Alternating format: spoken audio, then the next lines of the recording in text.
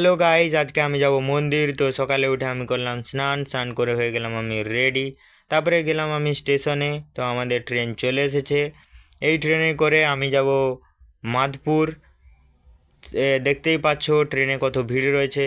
এই ভিড়ের মাধ্যমে আমি উঠে পড়লাম। তারপরে অনেকটা পথ অতিক্রম করে আমি পৌঁছালাম মাধপুরে। তো ফাইনালি আমরা পৌঁছে গেছি মাধপুর মনসা মন্দিরে।